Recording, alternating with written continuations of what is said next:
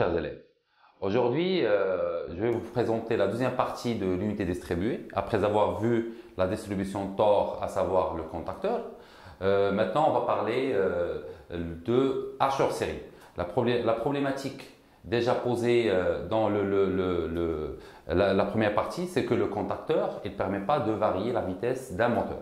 À savoir, si le contacteur est fermé, le moteur est en marche. S'il est ouvert, le moteur est en arrêt. La question qui va se poser, comment je peux varier la vitesse d'un moteur? On va prendre par exemple un système que vous connaissez tous, c'est la voiture électrique. Bien évidemment, l'alimentation il se fait par des batteries qui délivrent un courant continu. Nous, dans ce cours, on va s'intéresser principalement d'un type de moteur, ça s'appelle le moteur à courant continu. Ça sera notre actionneur ou notre convertisseur d'énergie. Donc, en arrière, il y a la batterie qui va alimenter le moteur qui est situé devant, plus un variateur de vitesse. Électronique, bien sûr, elle n'est pas mécanique. Bon, la problématique ou la question qui va se poser, comment je peux varier la vitesse d'un moteur à courant continu? Donc, pour cela, je vais commencer par un rappel des interrupteurs électroniques. Ce n'est pas un interrupteur mécanique parce qu'il y a plusieurs types des interrupteurs. Nous, on va s'intéresser seulement aux interrupteurs électroniques qui sont généralement des composants électroniques. Je vais parler principalement de transistors bipolaires ou la diode. Alors, le transistor bipolaire, où on va utiliser aussi un théristor, ce sont des composants qui sont commandés à l'ouverture ou à la fermeture. C'est-à-dire que si je commande la base du transistor, le transistor il va être considéré comme un interrupteur fermé. On peut dire que le transistor il est saturé. Donc si je n'envoie pas ici un courant de base, le transistor va être bloqué. Il va se considérer comme un interrupteur ouvert. C'est pour ça qu'on a dit que ce composant, le transistor bipolaire, se comporte comme un interrupteur, mais puisque c'est un composant électronique, c'est pour cela qu'il est nommé électronique. Donc, le transistor, il est commandé par son courant de base. Donc, le transistor, s'il est saturé, si l'interrupteur est fermé, bien sûr, la tension à ces bornes est égale à 0. Donc, on note que UH égale à 0. Et si, bien sûr, le courant il est positif parce qu'il laisse passer un courant, si le transistor il est bloqué, le courant, bien sûr, il est nul parce que c'est un circuit ouvert et la tension il est différente de 0, généralement, c'est une tension positive. Donc, il faut se rappeler, bien sûr, donc, de ce principe. Je passe maintenant à la diode. Elle est composée, bien sûr, d'un anode et d'un cathode. Donc, c'est le même principe, c'est que si la diode est passante, elle est considérée comme un circuit fermé, la tension elle est nulle, le courant il est positif.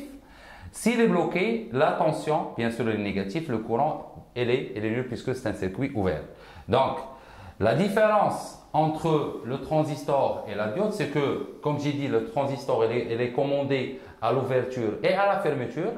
Contrairement à la diode, c'est un composant ou c'est un interrupteur qui est spontané, qui est non commandé.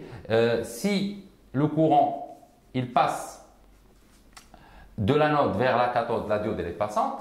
Si le courant il passe de cathode vers anode, donc la diode elle est bloquée.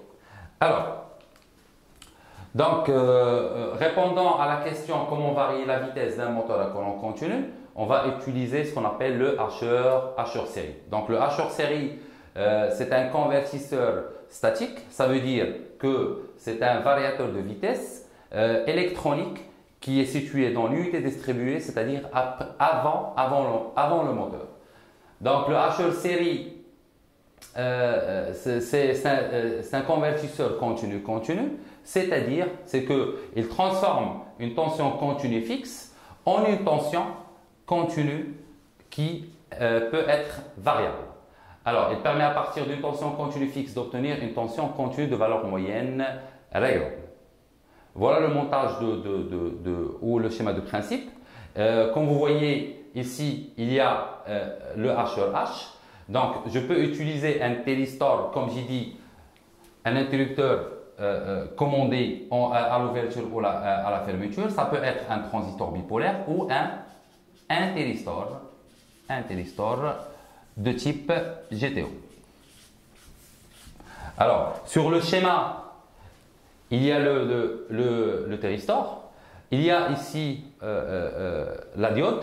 On va nommer la diode de roue libre. On va expliquer pourquoi. Et finalement, on va utiliser ce qu'on appelle une bobine. Ça s'appelle la bobine de lissage ou inductance de lissage. Alors, notre charge, ça sera le moteur.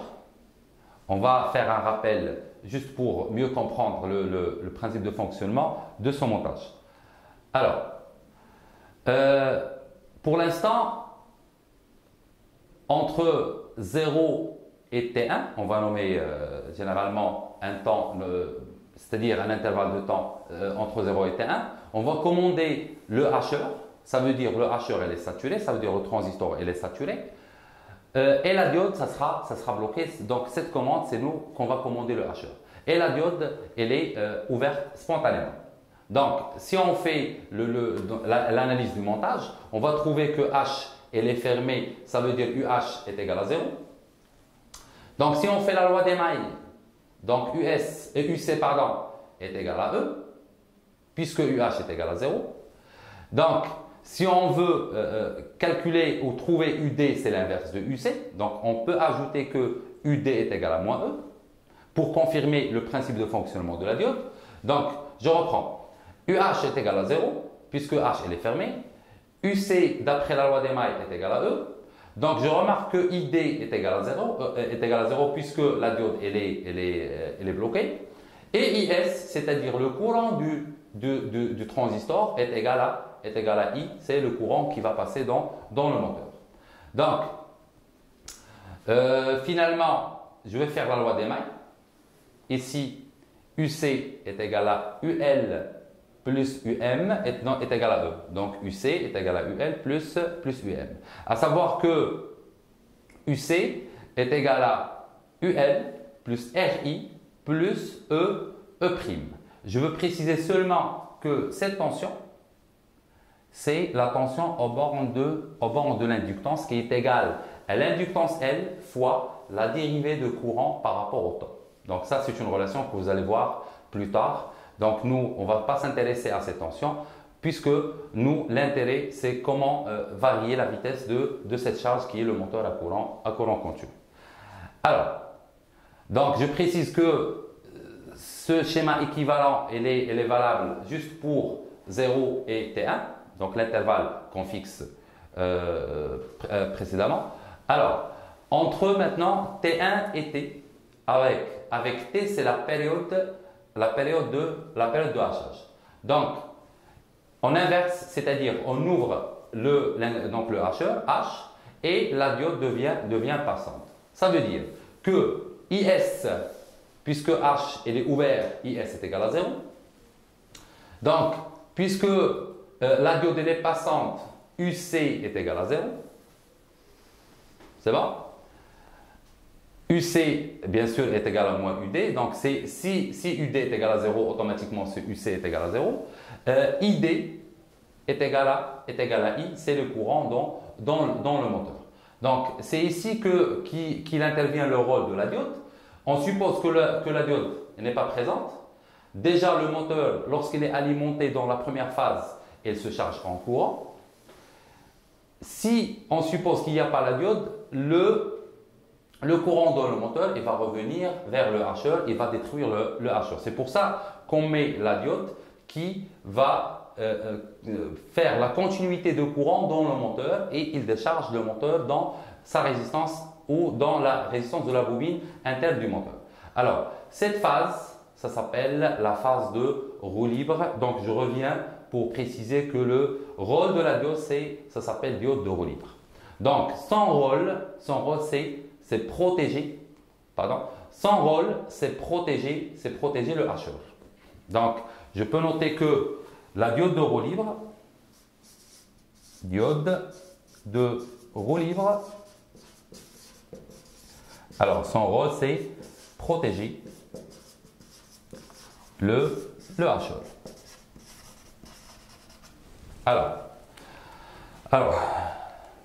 Donc, si on fait les équations, donc toujours on a UC est égal UL plus UN, donc est égal à لا خصني ندوز لهادي نعاود خصني ندوز لهادي فوالا سمح لي سير تفضل.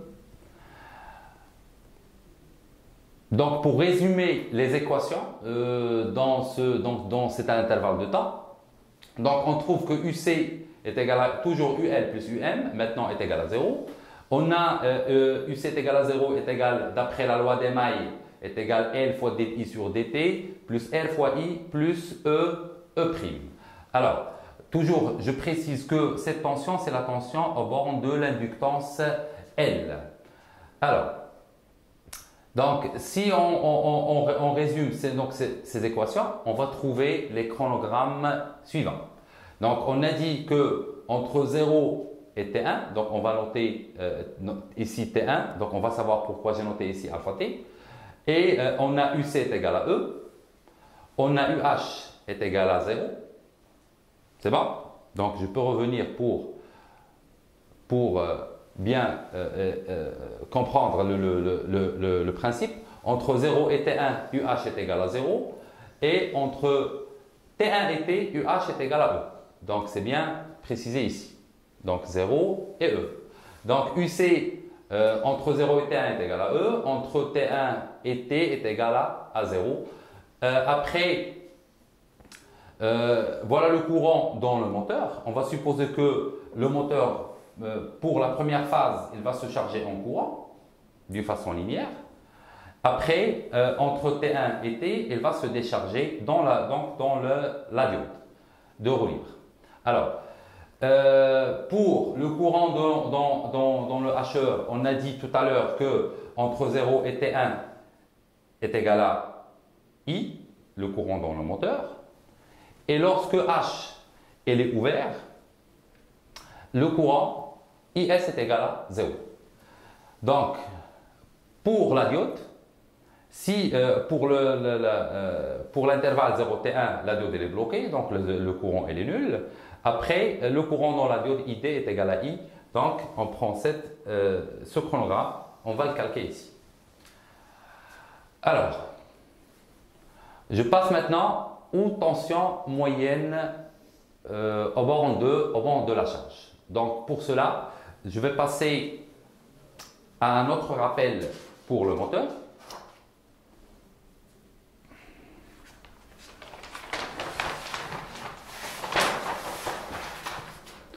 Alors, il y a ici le moteur à courant continu. Donc, le moteur à courant continu, il faut savoir qu'il permet de transformer l'énergie électrique en énergie mécanique de rotation. Donc, le moteur à courant continu, je précise que c'est un type des machines électriques que vous allez voir. On donne ici son schéma électrique équivalent. On suppose que le moteur à courant continu il est modélisé par une résistance et une force ou un générateur donc, qui modélise la force contre-électromotrice du moteur.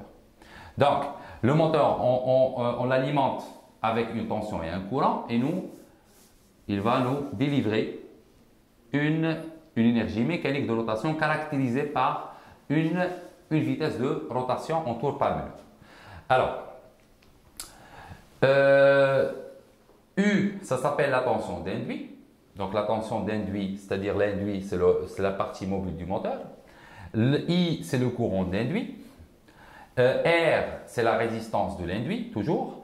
Et E, ça s'appelle la force contre-électromotrice du moteur à courant continu. Bien sûr, N, c'est la vitesse de rotation du moteur. Donc, je rappelle que l'équation électrique du moteur, si je fais ici la loi des mailles, U est égal à E' plus R fois I, donc cette tension plus cette tension.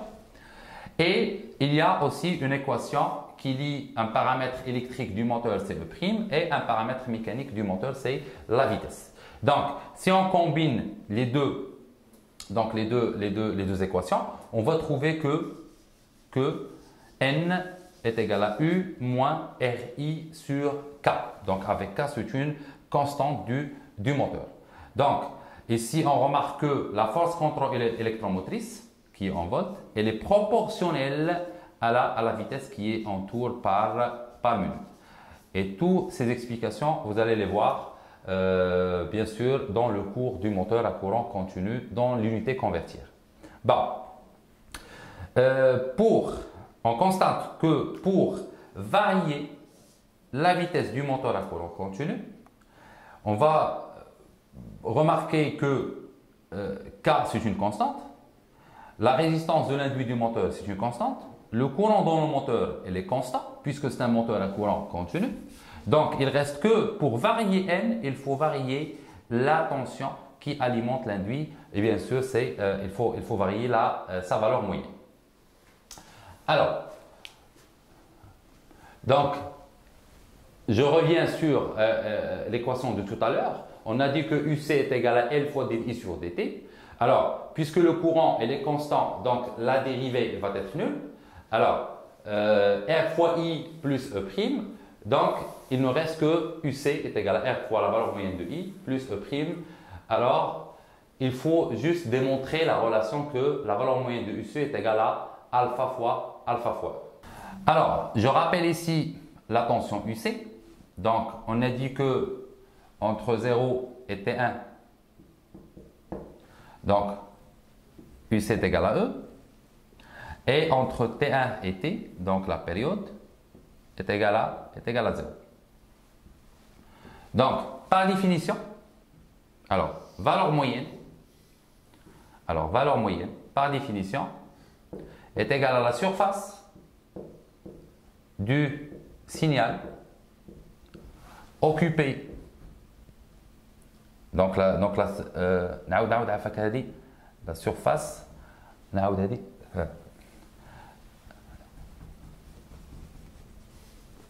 alors, donc, par définition, la valeur moyenne d'un signal est égale à la surface occupée par le signal dans une période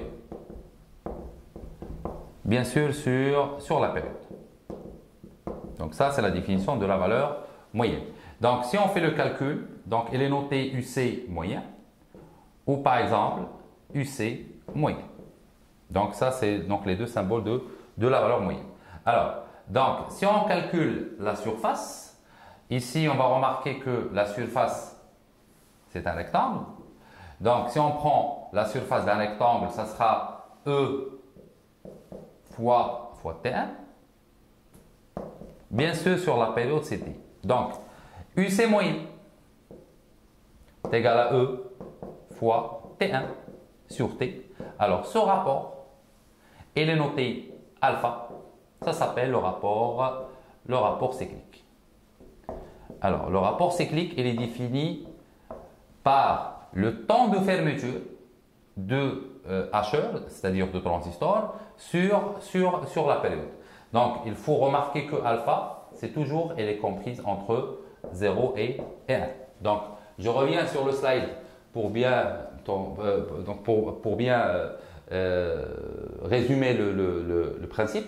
Donc, on a UC, comme j'ai dit tout à l'heure, la valeur moyenne L fois dI sur dt. Donc, j'ai dit que cette tension, sa valeur moyenne, elle est nulle. Donc, R fois I plus E', donc est égal à UC moyen est égal à R fois la valeur moyenne de I plus E' est égal à UC moyenne est égal à alpha fois E. Donc, je vais revenir sur le moteur. Donc, on va dire que N est égal à UC moyenne, donc UC moyenne. Donc, UC moyenne est égal à alpha fois E moins R fois I sur K. Donc, je précise que si je veux varier la vitesse du moteur, comme j'ai dit que K c'est une constante, la résistance de l'induit est une constante, le courant de l'induit est constant, E elle est constante, donc pour varier N, il faut varier le rapport cyclique alpha.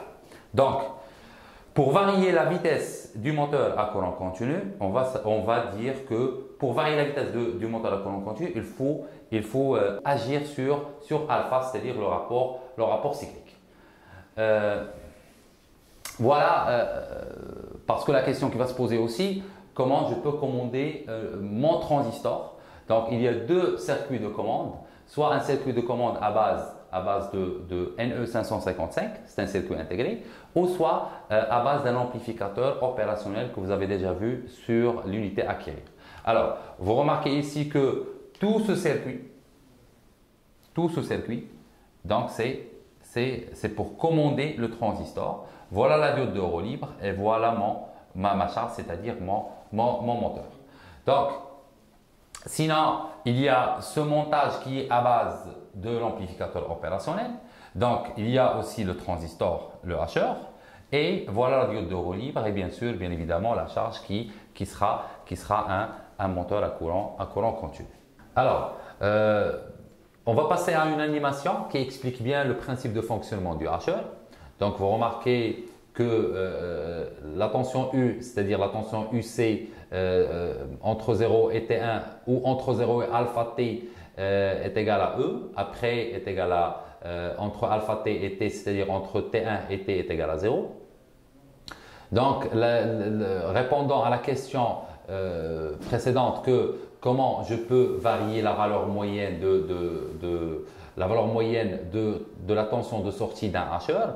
Donc, on a dit qu'il faut agir sur alpha. Donc, je prends ici la valeur de alpha. Donc, si j'augmente la valeur de alpha, vous allez voir que la valeur moyenne ou la surface du signal, il augmente. Si je diminue la valeur de alpha, la surface du signal entre 0 et 1 est diminue. Donc, si j'augmente alpha, vous allez voir que la valeur moyenne elle augmente bien sûr. Et si je diminue alpha, la valeur moyenne elle diminue. Donc, il y a aussi l'inductance de lissage ou la bobine de lissage. On va voir l'intérêt de cette bobine de lissage. Si j'augmente la valeur de L, vous allez voir que le courant il devient presque constant. Donc, si je prends à 100%, il devient quasiment continu. Et si je diminue la valeur de L, le courant il est continu, mais il n'est pas pratiquement constant. Alors, ici, il y a le hacheur, bien sûr, avec le moteur à courant continu. Vous allez remarquer que si j'augmente la valeur de alpha, vous allez remarquer que le moteur il accélère. Si je diminue la valeur de alpha, vous allez remarquer que le moteur il freine ou il ralentit. Alors, donc si je augmente, il y a aussi l'effet de alpha sur le courant. Tout ça, vous allez le voir plus tard. Donc, si j'augmente alpha, le moteur il accélère. Et si je diminue alpha, le moteur il ralentit. Alors, il y a aussi, il faut s'intéresser à la fréquence. Donc à la fréquence de hachage. C'est un paramètre aussi qu'on peut le modifier, c'est-à-dire modifier la période de hachage. Merci pour votre attention. Je vous laisse dans la deuxième partie du cours hacheur série.